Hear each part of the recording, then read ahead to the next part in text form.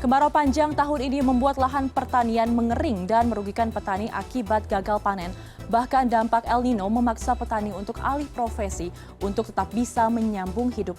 Lalu bagaimana kondisi ini di lapangan dan upaya apa yang dilakukan pemerintah untuk bisa menanggulanginya? Kami telah terhubung dengan Dirjen Tanaman Pangan Kementan, Pak Suwandi, dan Kepala Pusat Perbenihan Nasional Serikat Petani Indonesia, Bapak Kusnan. Saya ingin ke Pak Kusnan terlebih dahulu. Pak Kusnan, terkait dengan cuaca ekstrim yang terjadi beberapa bulan belakangan ini, ada banyak keluhan dari para petani di seluruh Indonesia. Mungkin bisa Anda gambarkan terlebih dahulu kepada kami bagaimana kondisi teman-teman petani di lapangan? Oke, siap. Ya, Assalamualaikum warahmatullahi wabarakatuh. Waalaikumsalam. Ya, saya hormati Bapak Dirjen Tanaman Pangan, Pak Suwandi. Apa kabar, Pak Suwandi? Terima kasih Mas Konan. Salam buat Mas Henry ya. Ya, sama-sama Pak. Saya gambarkan bahwa kondisi di lapangan ya sejak ada El Nino kita rasakan pada bulan Juli ya, awal Juli itu masih ada hujan ya. Terus kemudian sampai hari ini tidak ada hujan sehingga cuaca sangat panas sekali. Kemudian El Nino itu kan tidak hanya tahun ini saja, tapi sudah beberapa tahun ya, mungkin sudah tahun 1992, kemudian 2009 Pak kalau nggak salah, kemudian 2019 ya sudah kita rasakan, sehingga petani sudah banyak pengalaman lah untuk menghadapi El Nino. Sehingga ketika diumumkan oleh pemerintah atau BMKG ya, yang berwenang, yang tahu tentang masalah ini, kemudian petani juga sudah mulai siap-siap ini kan gitu. Intinya bahwa tanaman apa yang harus ditanam pada musim-musim El Nino ini kan gitu. Ketika di dekat sumber air ya, kita masih menanam padi. Kalau di Tuban atau Jawa Timur kita pakai sumur bor ya, pakai pompa air ya. Kemudian di lahan kita itu kemudian juga bagaimana mempercepat percepatan masa tanam itu yang kita lakukan juga waktu itu pada bulan April kalau nggak salah, kita bersama Bapak Presiden juga Bapak Menteri melakukan upaya itu untuk melakukan mitigasi ya Pak, melakukan percepatan musim tanam sehingga waktu panen tidak akan kekurangan air kan gitu. Nah kemudian juga yang jauh dari irigasi teknis, kita menanam namanya jagung, kemudian juga hortikultura, kemudian juga buah-buahan yang membutuhkan sedikit air kan gitu. Ya. Sehingga petani tidak mengalami gagal panen kan gitu. Kita sudah antisipasi kalau di Jawa Timur, khususnya di Tuban, kita sudah memberitahukan kepada anggota-anggota kita di Serikat Indonesia kan gitu. Nah kemudian juga di lahan lain yang kritis, misalkan di lahan tada hujan yang memang tidak ada air, kita melakukan adalah olah tanam, kemudian mengaplikasikan pupuk organik, kita bawa ke ladang kita sehingga nanti pas masa musim hujan kita sudah siap untuk ditanam kembali kan gitu. Oke, Pak Kusnan, kalau Anda tadi mengatakan bahwa gagal panen tidak terjadi di daerah Jawa Timur, di Tuban seperti itu, berita yang beredar di masyarakat ini mengatakan bahwa banyak sekali petani yang terdampak dan juga ada yang sampai alih profesi. Itu terjadi tidak Pak di lapangan? Kalau di lapangan kita belum menemukan ya. Kalau petani itu istilahnya kan ada sampingan, ada sambilan, jadi bukan hanya murni petani saja kan. Karena kita tahu bahwa petani kita itu lahannya lahan sempit, 0,3 hektar kalau kita rata-rata, kalau hanya mengandalkan petani sudah tidak akan survive kan gitu. Sehingga juga sudah ada pekerjaan sampingan lainnya kan gitu daripada petani. Baik, ya. Saya ingin ke Pak Suwandi. Pak Suwandi, informasi yang kami dapatkan juga ini dari BMKG bahwa El Nino akan berlangsung beberapa bulan ke depan, bahkan katanya sampai November. Nah, langkah apa saja yang sudah dipersiapkan oleh Kementan untuk bisa mengatasi El Nino, terutama untuk bisa meminimalisir dampak kemarau pada pertanian? Dan apakah Kementan sudah melakukan pemetaan wilayah-wilayah yang dilanda kekeringan? Terima kasih Mbak Ayu, makasih Mas Kusnan dan Bapak Ibu sekalian pemirsa CNN yang luar biasa ini. Yang pertama, kemarau dan hujan itu adalah ritme alam. Dan tadi diceritakan, kita fluktuasi. 3 tahun terakhir kita menghadapi La Nina, basah. Tahun ini kita menghadapi El Nino dan puncaknya Agustus-September. Nah, 2 bulan ini dan akan berangsur data BMKG. Data BMKG terakhir menyatakan juga ada 10% daerah sebelah utara Katulistiwa hujan. Bahkan di Aceh itu ada banjir, Bu. Jadi Indonesia itu sangat luas. Ada yang kena dampak El Nino, daerah-daerah lahan tak ada hujan. Ada daerah-daerah das, aliran sungai yang masih bisa bertahan. Ada yang solusi dengan pompanisasi. Bahkan lahan-lahan rawa di daerah Sumatera Selatan, Kalimantan Selatan, itu justru saatnya tanam karena airnya surut. Jadi keragaman itulah yang dimiliki Indonesia, sehingga setiap hari ada tanam, setiap hari ada panen, demikian juga setiap bulannya. Data BPS juga menunjukkan, ini bulan Agustus kemarin pun masih panen 862.000 hektar. Bulan September 790.000 hektar dan Oktober nanti ada sekitar 726.000 hektar di seluruh Indonesia. Sehingga yang disajikan, tolong kalau di saat kering ada juga dong lokasi-lokasi yang panen gitu Mbak Ayu. Kan banyak juga lokasi-lokasi yang hijau.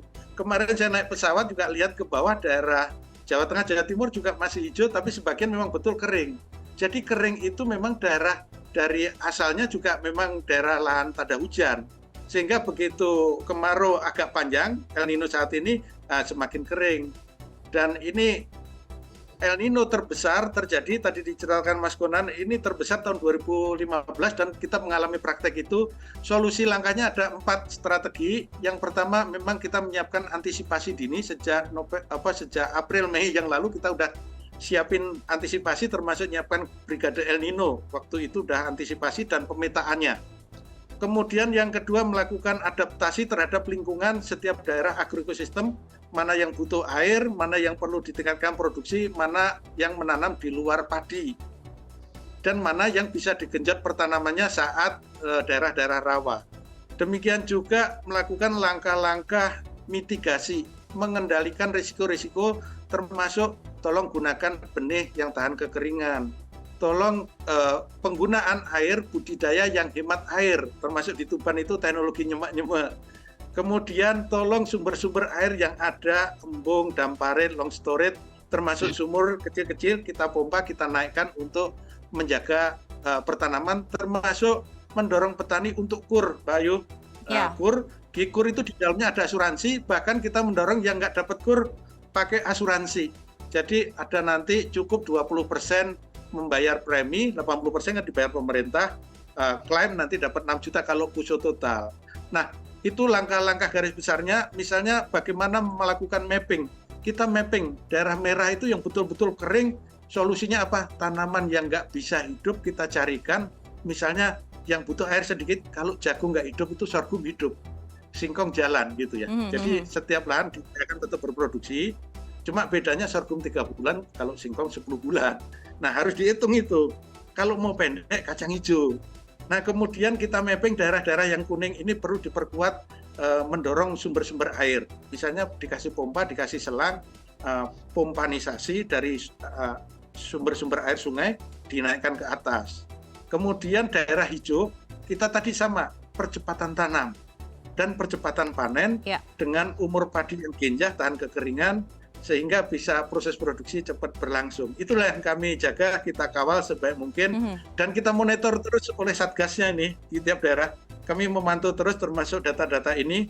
Yang kabar terbaru Pak, kalau daerah kami koordinasi dengan PUPR, BPWS, kemarin tim kami ke Jatiluhur, kemudian Citarum juga sudah dibuka Kedung Ngombo. Nanti mengaliri daerah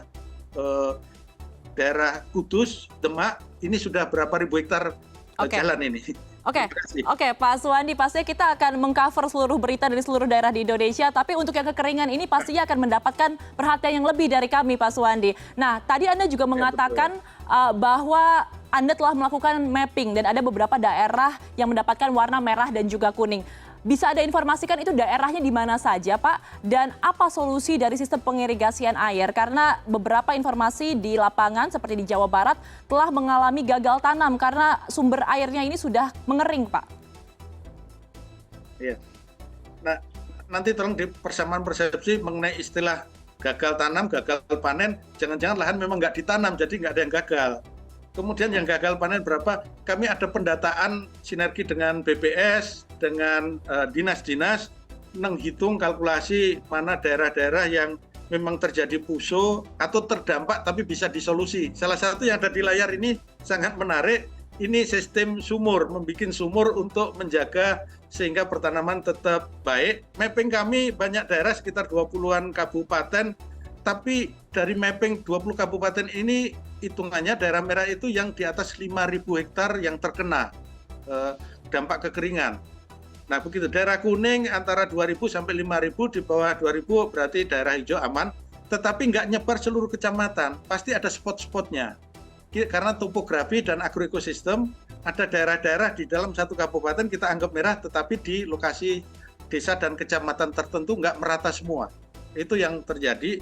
Dan kita kejar daerah-daerah yang perlu solusi ini, pasti tim Gerdal sudah turun lapangan. Karena sesuai kebijakan Bapak Menteri, Gubernur, Bupati, semua sinergi dengan PUPR mengejar itu dan menjaga kita hadir di tengah petani. Mohon dari petugas lapangan untuk melaporkan terus termasuk SPI-nya Mas Kosenan ini, sinergi. Di sana sumber air yang dikunjungi Pak Presiden luar biasa, ada sumber mata air, itulah yang bisa berproduksi. Baik. Nah begitu. Baik, terakhir saya ingin ke Pak Kusnan. Kalau dari aspirasi dan juga dari petani sendiri di lapangan, sebenarnya apa yang ingin disampaikan dan bantuan seperti apa yang diharapkan dalam menghadapi El Nino hingga akhir tahun nanti, Pak? Iya, sebetulnya masih ada lahan-lahan tada hujan yang bisa produktif ya sebetulnya. Kalau ada bantuan misalnya sumur bor yang sumur dalam ya, sehingga pakai pompa khusus yang pakai sibel.